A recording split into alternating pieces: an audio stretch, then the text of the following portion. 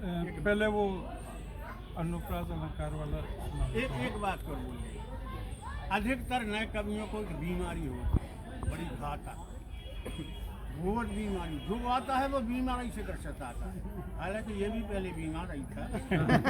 ठीक कर दिया, सही डॉक्टर के पास पहुंच गया। तो बीमारी क्या?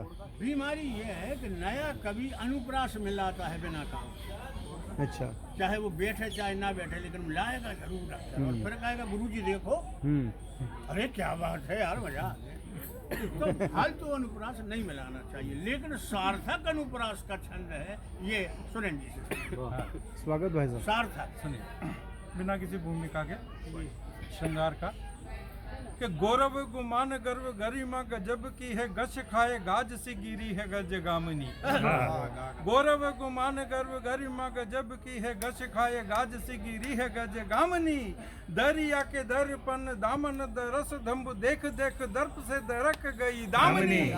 यौवन के यक्ष लक्ष यम व नियम भूल युवा युगलों को याद आती रही यामनी। और कोमल कली सी कच नार नार कलप के काम को कंचन कटारी हुई कामनी। कोमल कली सी कच नार नार कलप के काम को कंचन कटारी हुई कामनी। और क्योंकि कृष्ण के राधा के छंदियाँ बोलने हैं तो एक मुरली पे एक छंद, लेकिन उसकी भूमिका में दो छंद है, वो सुनना जरूरी है। सुनिए कि कुंजन कछारन में पहाड़ पठारन में ठोर ठोर छोर छोर छाई गई मुरली। गोपिन को ग्वालन को बाल व गोपालन को सारे ब्रज वारन को भाई गई मुरली। पंडे महाजन तेली ठाकुर को माल पाल सब के ही मन में समाये गई मुरली। और शाम ने धरी जो अधेरों पे ऐसी अधेरी की, मोहन के संग में पुजाई गई मुरली।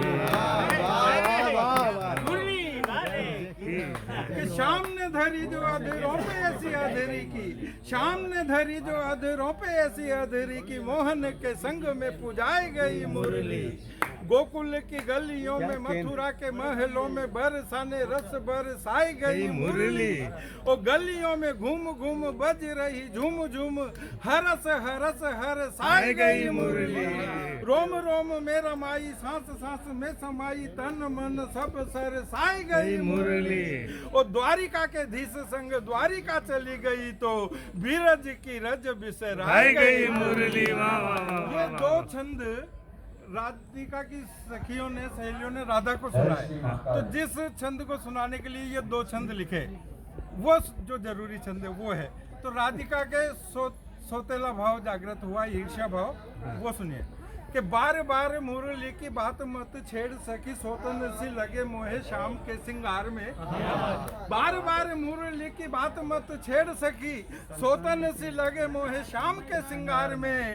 काली नाग नथ बेकू कालिंदी में कूदो शाम, बहती मिली थी तब जमुना की धार में।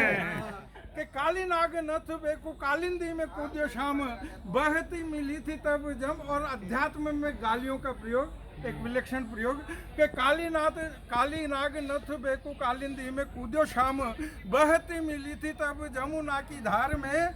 बांस की बसेरी दारी आठ आठ छेद बारी।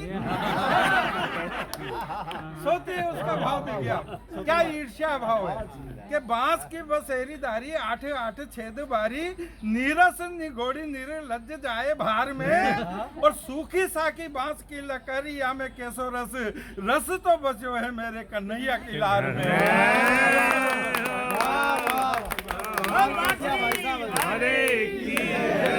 आज के आनंद की